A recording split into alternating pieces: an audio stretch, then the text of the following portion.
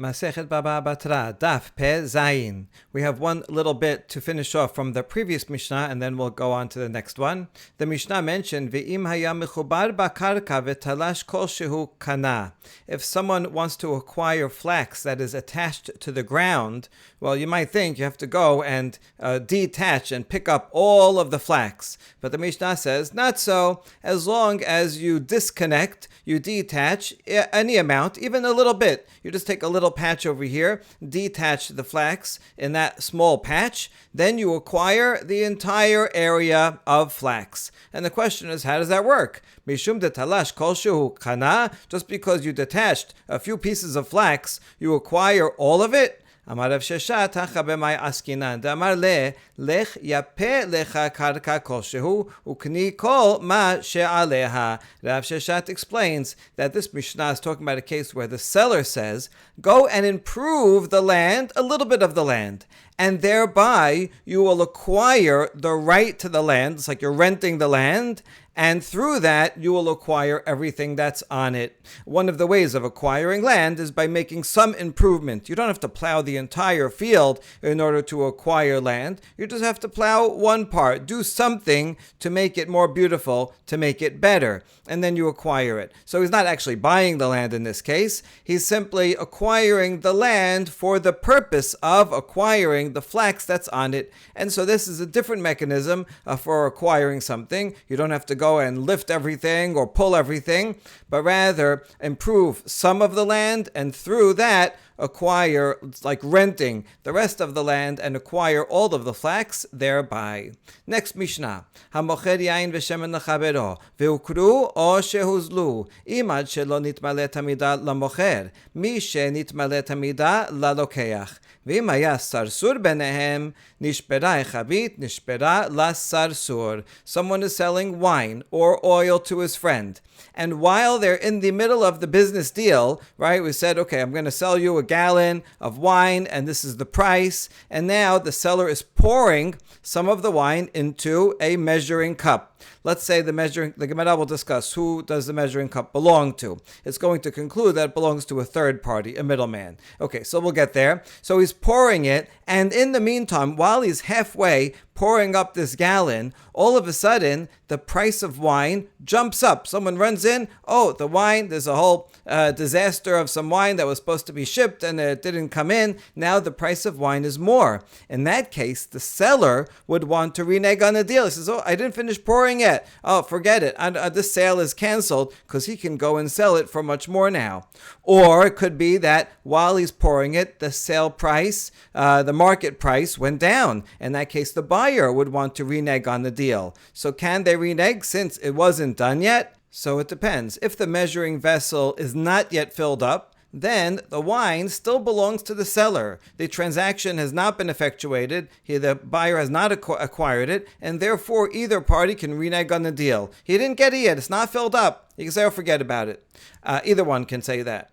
But if the measuring vessel was filled up, once it reaches that marker, which is 1 gallon or however much they agreed to, then that's it. Then that wine belongs to the buyer. The transaction is complete. The buyer has acquired it, and at that point, nobody can renege on the deal. The next case is if there's a middleman who has his own vessel, and he goes and gets the wine from the seller, and then he's keeping it with himself, and then he goes and gives it to the buyer. It could be that he is actually transferring money himself, so he owns it in the meantime, or it could be that he is watching it basically on behalf of the two of them, so he gets it delivered and he's watching it and taking care of it, and then he goes and delivers it to the buyer. If, while it is under the supervision of the middleman, the vessel breaks and all the wine spills out, then the middleman has to incur the loss. It's his problem. He has to earn his cut somehow, and this is how he is responsible for it while it is under his supervision. We'll talk about this more as well. V'chayav la'atif lo shalosh tipin. Now, the seller, let's say you have some oil and you pour it out, there's still going to be a few drops, and it depends how much you weigh. wait. If you wait a few seconds, there'll be 1 drop, 2 drops, but then it takes more seconds. It might, after you can wait 10 minutes and you'll get 1 more drop. So the question is, how long does the seller have to keep the that measuring vessel to make sure that it's totally empty as he measures it out? He measured it into some third-party vessel, and then he's pouring it into the buyer's vessel. So how long does he have to wait there till every last drop? I mean, it might be an hour. Maybe there's 1 more drop if you just wait a little longer. So the Mishnah teaches that you just have to wait for 3 drops. You pour the whole thing and everything comes out, the majority of it at once, and then you wait for 3 more drops, like the end of the Keurig machine, right? And then that's it. Hidkina umiset harehu shel mocher. Now, if after that he turns it over and there's more that drains out, the seller decides he wants to sit there and get a little more out of it than wait for 20 minutes. So anything more that drips out of it belongs to the seller. The seller is obligated to the buyer to make sure that the buyer gets at least the 3 first drops, but then that's it. Everything else, that's the residue that's left over, the seller can keep. But that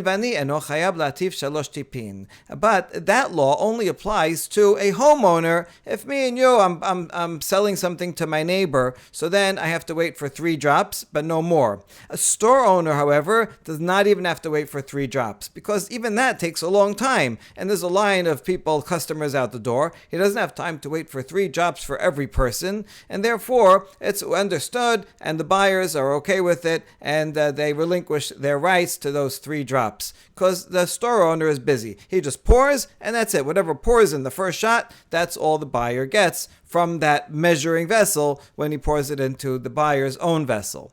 Rabbi Yehuda Omer, Erev Shabbat im chashecha patur. Rabbi Yehuda says, Friday afternoon, before nightfall, that's when there's a lot of customers. Everybody's coming last minute. See, even back then, they came last minute, just a few minutes before Shabbat. They forgot something. They have to buy some wine for Kiddush. And in that case, he does not have to wait at all. The Gemara is going to ask which clause Rabbi Yehuda is talking about. Is he talking about the first clause here that's talking about a regular person, a homeowner, and says, listen, a homeowners, you said that he has to wait 3 drops. Yeah, but if it's Friday afternoon, even homeowners, everybody's borrowing from each other, so it's a leniency that shopkeepers never have to wait for 3 drops, and even homeowners don't have to on Friday afternoon. That's one reading. Or the Yehuda could be qualifying the second sentence about the shopkeeper, and actually now it's a stringency. He's saying even a shopkeeper has to wait for 3 drops, except for Friday afternoon. So Friday afternoon and a shopkeeper, that's the only case where you don't have to wait for 3 drops,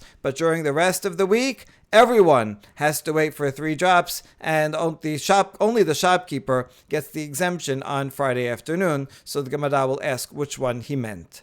Okay, Gemara. Hamida deman. In the first case where we said the price goes up or down while the seller is pouring it into a vessel, and so while it's being poured, the seller keeps it. Anyone can change his mind, whereas once it's to the fill line, then the transaction is finished. Well, who owns the vessel? That will make a big difference. If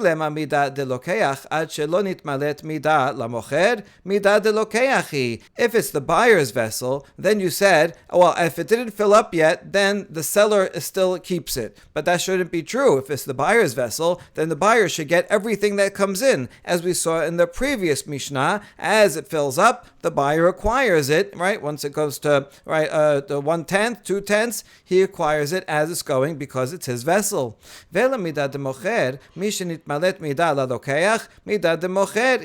Or so you'll say it's the vessel of the seller. In that case, even after it fills up, should the buyer get it? The vessel belongs to the seller. So the seller pours something from his own vessel into another vessel that he owns. He's just pouring things from one vessel to another that he owns. Why should the buyer get it even after he filled it up? There's no transfer there because it still belongs to the buyer. So it can't be the vessel of the buyer. It can't be the vessel of the seller. So whose vessel is it? Amar Rabbi Ila b'midat sarsur. Rabbi Ila says we're talking about a case where the buyer and seller are using the middleman's vessel. If it belongs to the buyer, then the buyer is going to get everything as it fills up. If it belongs to the seller, then the buyer doesn't get it until he actually lifts it or takes it somewhere. But if they're using the third party, the middleman's vessel, that's when the Mishnah makes a distinction and says, while it's being filled up, it doesn't transfer. As soon as it's filled up, then it does transfer because it belongs to the third party, the middleman. Hold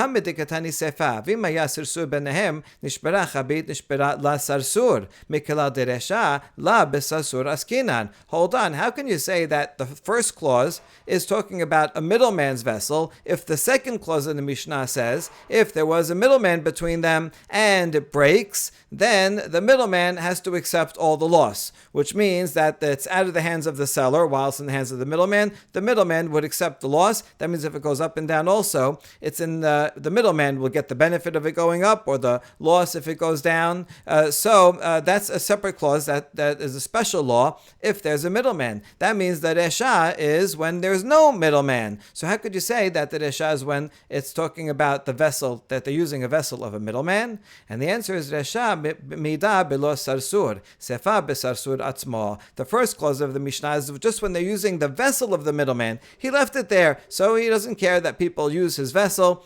He's okay with it, and so they're using his vessel, but he's not around. Then it depends on if it's midway or if it's full. But the Sefer is talking about when the middleman is there. When he's there, then he takes responsibility. He's the one that goes to the seller and says, hey, can you fill up this thing? And okay, then he takes it and he's going to go and give it to the buyer. While it's under his supervision, he's responsible. That's if he's there. If he's not there, then that's the first clause of the Mishnah. Next, the Mishnah taught, Hirkina umiset harehu shel mocher.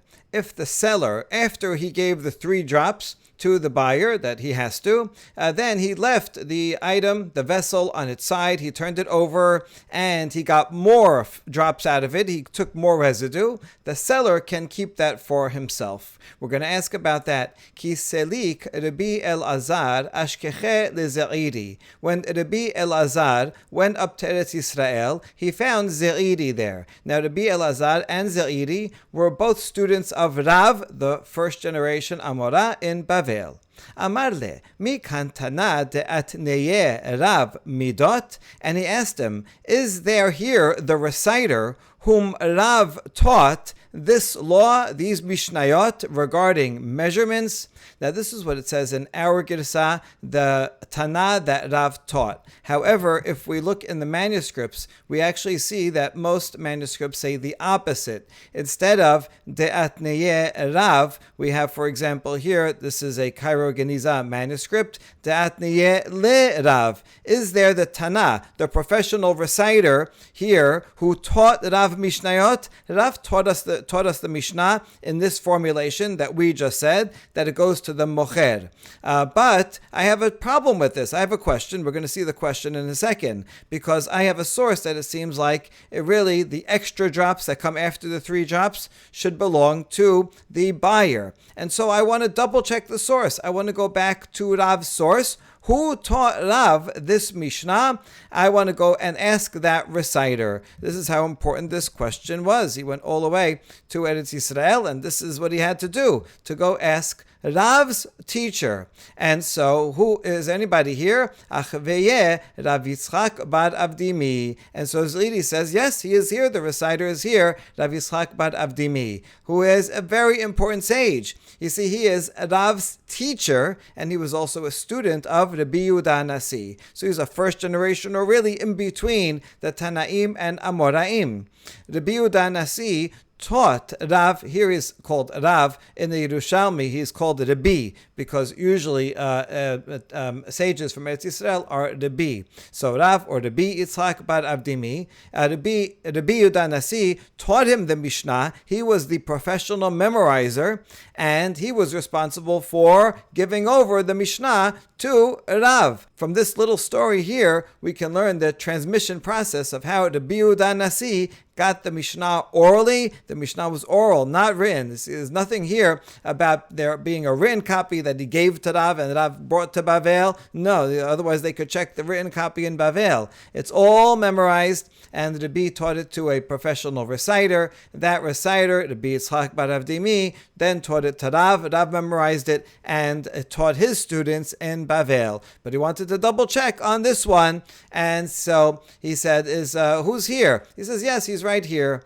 Amar le, ma kakashya lach. So Rabbi Yitzchak bar Avdimi asks Rabbi Elazar, what's your question? What's the problem? What Mishnah are you having trouble with? And he says, Ditnan, hirkinau miset harehu shel mocher. If a seller turns the barrel over and he gets the 3 drops go to the buyer, but then the extra drops after that, they belong to the seller. Is that true? We have another Mishnah in Masechet Terumot that seems to contradict that. Ve'atenan, hirkina umisa harezo teruma. This Mishnah teaches that if a farmer has oil and he has to separate teruma, so he puts some teruma into a vessel and he takes that vessel to a kohen and he pours from his vessel into the kohen's vessel. Good. So he pours it, and now there's still some residue in the vessel. So he leaves it turned over and he gets some more drops. Who gets it? It's tiruma. It belongs to the kohen. So you see that this Mishnah in Tirumot says the opposite,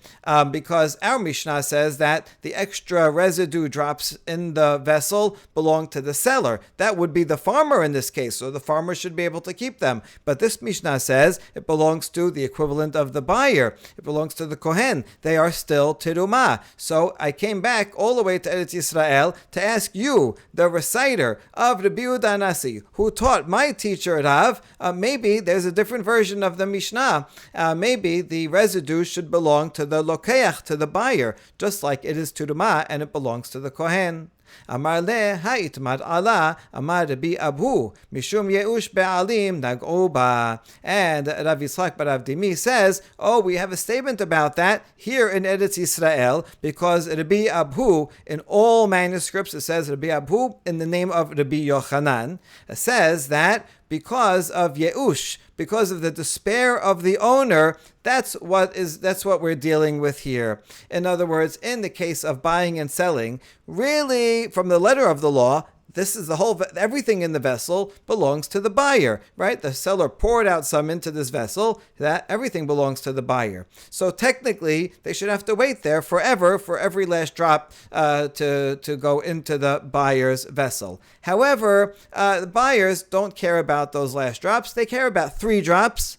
And then after that, they're okay with it. Or in some cases, if it's Friday afternoon, even 3 drops they don't care about. It's okay. They got almost 99.9% of what they bought, and they don't care about the residue that's still in the vessel. That's when we're talking about buying and selling, where a buyer, just for monetary purposes, he can relinquish his right. She says, I don't care about it. Tells the seller, you can keep it. However, for teruma, you can't do that. Even if the kohen would say, I don't care about that oil, it's okay, you can keep it. The farmer cannot keep it because it's holy, it's teruma. The farmer is not allowed to have any benefit from it. And so even if the kohen says, I don't want to wait all day, I want to walk away, nevertheless, the farmer cannot use that oil. He has to go find a different kohen to give it to, but it does not belong to him. It remains holy as teruma. Next Mishnah. השולח את בנו אצל חנווני, ופונג'ון בידו, ומדד לו באיסר שמן, ונתן לו את האיסר. שבר את הסלוחית, ואיבד את האיסר, חנווני חייב. We have a fantastic case of a father who sends his young son, a little boy, to go to the store to go and buy some oil. And he gives him a punjon coin. A punjon is worth 2 isar. And the store owner measures out he wants to buy 1 isar worth of it, so he has to get change also. And so the store owner measures out 1 isar worth of oil into a jug. And he gives it to the boy. And he gives the boy also the change, the 1 coin, isar as change. And then the boy, on the way home, he drops the jug. The jug smashes. The oil spills out all over the floor, and he loses the change. He loses that isar coin. Who is responsible? The Tanna Kama says the store owner is responsible. The store owner should have seen this is a little boy. He cannot be trusted with money and a jug and oil in the jug. He should have not given all these things to the boy. Rabbi Yehuda poter shalmenatken shelacho. Rabbi Yehuda says the store owner is not liable because the father sent him on that condition. It's the father that decided to take the risk. The father knows his son, and the father knows whether the son is responsible or not, and therefore the father takes all the risk. He gave him the money and sent him on this mission. So if the kid dropped it, why should the store owner be responsible? The father tells the store owner, give it to him, and it's okay. I'll take any responsibility on myself, even though the father didn't tell that to the store owner directly. That's implied by the kid showing up with a punjon coin. ומודים חכמים לרבי יהודה, בזמן שהסלוחית ביד התינוק ומדד החנווני לתוכה, שחנווני פטור. Chachamim do agree with Rabbi Yehuda regarding one case and one item. If the jug is in the hands of the child the whole time, in other words, the child brought the jug from home and he's holding it the whole time, and the store owner pours the oil into the jug while the kid is holding the jug, in that case, then the child goes and he breaks everything, the store owner is still responsible for the oil and for the coin, but not responsible for the jug because he never touched the jug. In other words, making a distinction between if the child comes in with a jug and the store owner takes the jug, holds it, pours it in, and gives it back to the kid. By handling it, he now accepts responsibility, and then we say, tell the store owner, this is all for Tanna Kama, no, you should not have given him back the jug, or nor the oil, nor the coin. But if the store owner never touched the jug, it was always in the kid's hands, well, the father certainly gave the jug to the kid to carry around. The store owner never touched it, so in that case, the store owner, we cannot be responsible. He didn't place the jug back into the kid's hands. The kid already had it. Okay, so a lot to discuss here, and we're going to see a few different interpretations. Vishlama bi'isar v'shemen, beha pelige, t'rabanan sabre le'odu'e shedare, ve'rebi Yehuda sabar le'shadure le'shedare, ela shabar selochit, abeda mida'ati. So we ask, we understand regarding the coin and the oil, there's machloket in that regard, because Rabbanan say that the father sent the kid just to tell the store owner to make him aware that he wants to buy it. Wants to buy oil. The father never intended that the store owner should give the oil to the kid. He just gave a coin and he said, here, take this coin, tell the store owner that I want to buy some oil. And then he'll go pick it up after, or the store owner will deliver it afterwards. But this was a miscommunication. The store owner should have known better and not actually given the oil to the kid. That's why the store owner is responsible for the oil and also for the coin. For giving him the money back, he should have just kept the coin and he could have delivered the change afterwards. Don't make the kid responsible. So we understand the Rabbanan side of it, and Rabbi Yehuda thinks that when the father sent the kid, in fact, his intention was to go and actually get the oil. And so the store owner correctly understood what the mission of the kid was. So that's the question of what did the father intend? And so Rabbanan says that the store owner should have assumed that the father did not intend for the store owner to give him the oil. And Rabbi Yehuda says it was correct for the store owner to understand that the father's intention was to give him the oil, and that's why the store owner is not responsible. So we understand that's the basis of the machloket, and that explains the law regarding the oil and the coin. However, regarding the jug is a deliberate loss on the part of the father. He's the one that gave the jug to the kid in the first place. And so therefore, even if the store owner takes the jug, fills it up, and gives it back to the child, still the store owner should not be responsible for the jug because the father gave the kid the jug. So the father knows the kid's going to be carrying the jug out in the street. And so it's the father's purposeful loss. It's his deliberate loss that he gave it to his kid. The store owner should not be held responsible. That's our question. Amar Rav Hoshaya, Hacha beba'al habayit mocher selochiyot askinan, uchegon shenetala chenvani al menat lebakera, uchedi Shmuel, damar Shmuel, hanotel keli min ha'uman, al menat lebakero, v'ne'enas beyado chayav. Rav Hoshaya says, this Mishnah, to answer the question, is talking about a case where the homeowner, meaning the father, is a seller of jugs. He manufactures jugs. That's what he does. And he sells jugs. And so why did he give a jug to his kid? Because he wanted the store owner to check it out, and maybe the store owner will actually buy the jug. In addition, he's going to buy oil. That's a separate thing. But the jug he wants to sell. And therefore, the kid walks into the store with the jug. The store owner picks up the jug from the kid in order to examine it. So he's not simply taking the jug so he could fill it with oil on behalf of the kid, on behalf of the father. In that case, no, the store owner should not be responsible. He's just doing what he thought he was supposed to do, what the father wanted him to do. So the father gave him the jug.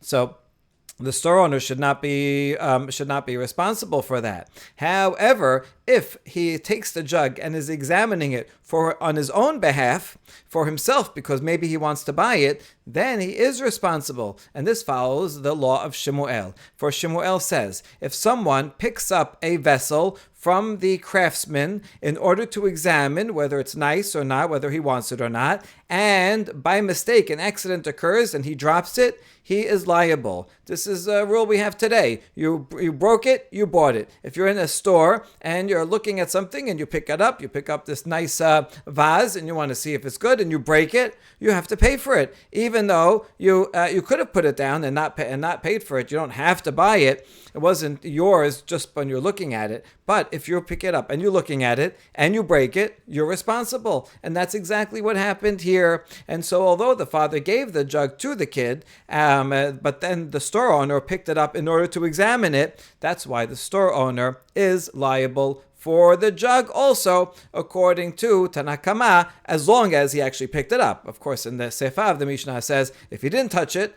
then he's not responsible. Okay, good. So we have a good answer. But here's the problem. Lema de Shmuel Tanaehi. Now you're saying that the law of Shmuel is subject to a machloket Tanaim. We want Shmuel to be universal, that Shmuel is giving his law according to everybody.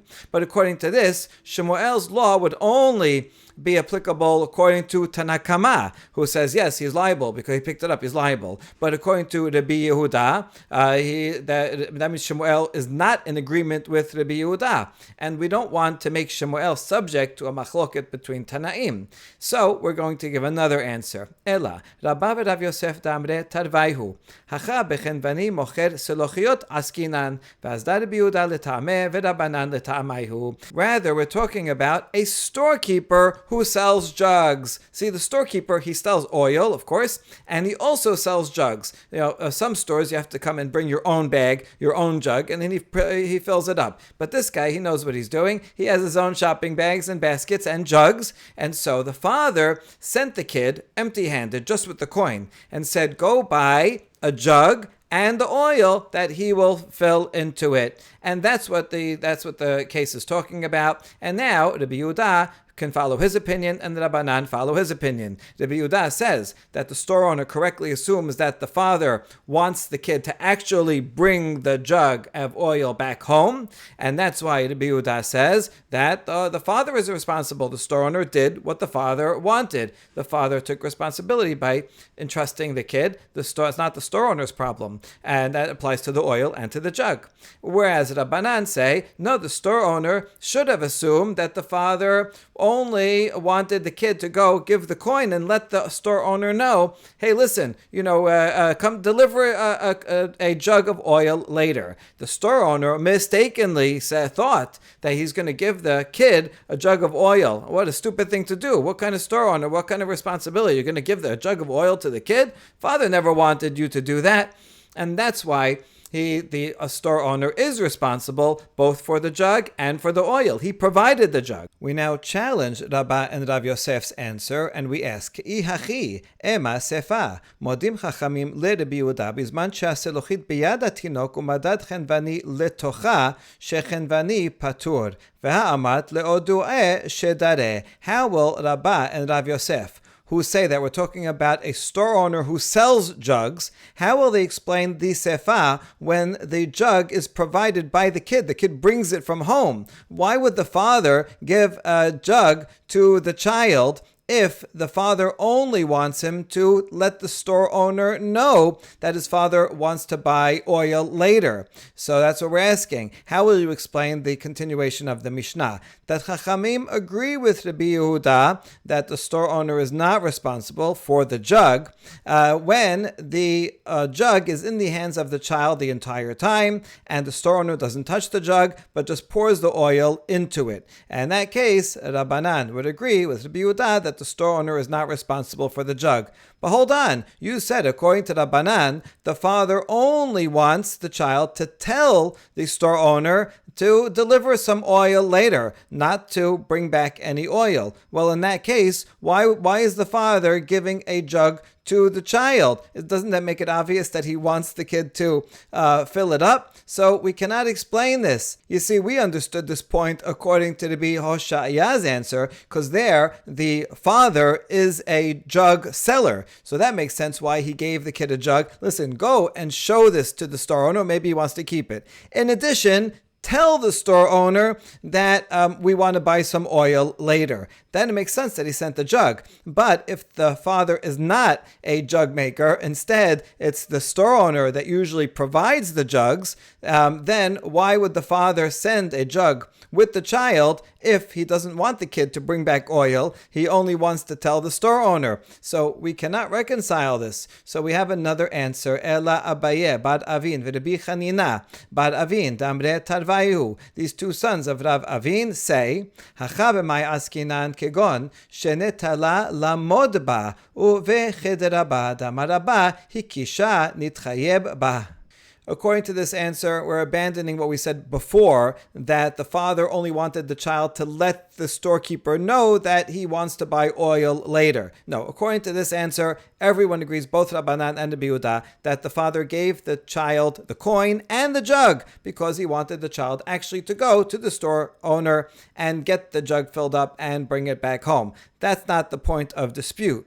Rather, the problem is that according to Rabbanan, this is what we asked before, why should the store owner be responsible for the jug? After all, the father entrusted the jug with the child, so it's like the father took a deliberate loss on it. So here's the answer. What the store owner was supposed to do is leave the jug in the hands of the child and just fill it up. In that case, he fulfilled his responsibility. He would not have been responsible for anything. The problem is, and here's where our text kicks in, we're talking about a case where the shopkeeper took the jug from the child in order to measure with it. The storekeeper should have used his own measuring cup and then just poured it into the jug that the child is holding without touching it. And this follows the opinion of Rabbah. Rabbah says, with regard to a lost item, if someone hits the item, we're talking about, let's say, a lost sheep. Now, if you see a sheep, then you're supposed to go take it and return it to its owner.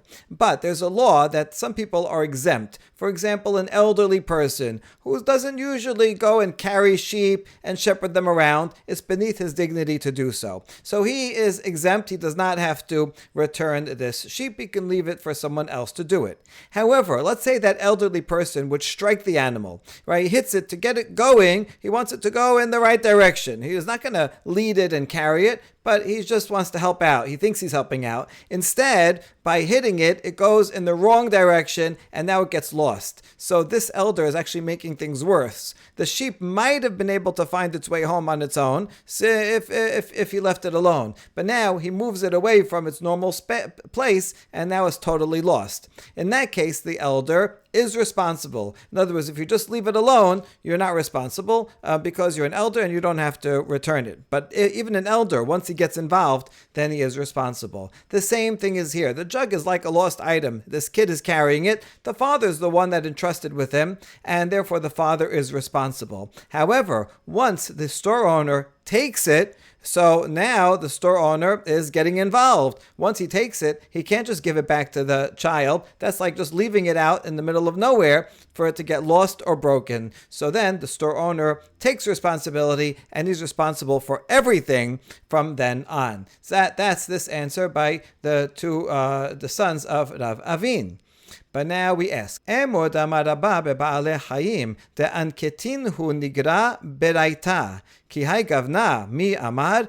Hold on, Rabbah only stated his law when it comes to animals, because there, this elder taught them to take steps away from the path. He actually made it worse. If he just left it alone, they might have found their way back. That's when the elder is responsible to now that you hit it, now they're responsible to bring it back. And if anything happens to them, that elder would be responsible. But in this case, where it's a jug, did he say such a thing? The store owner didn't make things worse.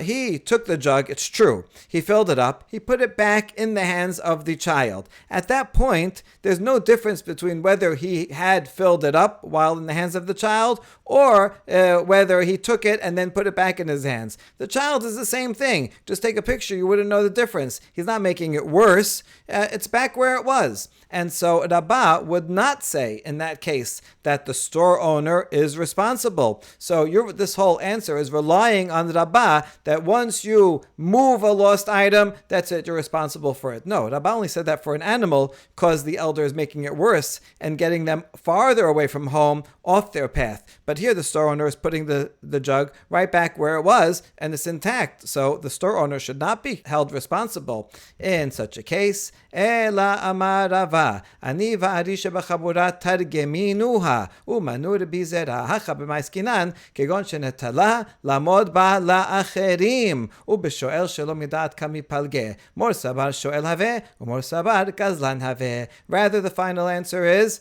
stated by Rava. It says, me and the lion of the group, we explained it. Now, who was the lion of the group? That was Rabbi Zera, who a colleague of Rava. Rabbi Zera eventually went and moved to Eretz Yisrael. And he says, in what case are we dealing with here? For example, where if the store owner took the jug to use it as a measuring vessel for other customers. The store owner says, someone comes in and says, I want to buy a gallon of oil. Store owner says, oh, hey kid, you have an oil jug? Hey, give me that. And he's using it without permission of the father. This is the same as someone who borrows without the agreement of the owner.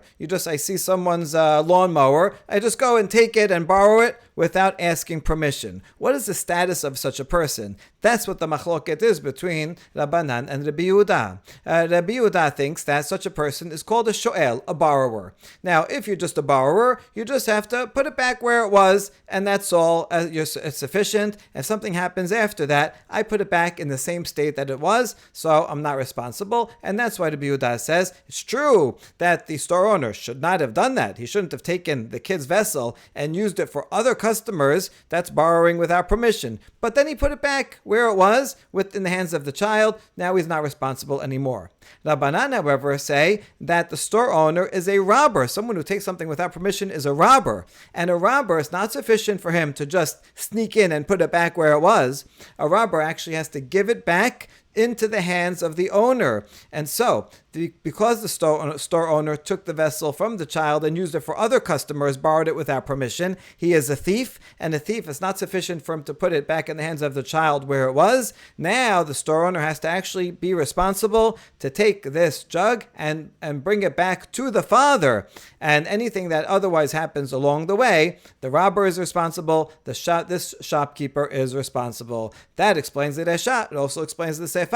If the store owner never touched it, in fact, even if he would take it and use it only for the child, that would be okay. He's only called a thief if he uses it without permission on behalf of other customers. So that explains the difference between the resha, where he's taking it and using for other customers, then you're a thief and you're responsible for everything that happens after that. Whereas, if you leave it in the hands of the kid, or you use it only to measure on behalf of the child, then you're not a robber, and in that case, Rabbanan would agree with Rabbi Yehuda that the store owner is not responsible. Baruch Adonai Le'olam, Amen ve'amen.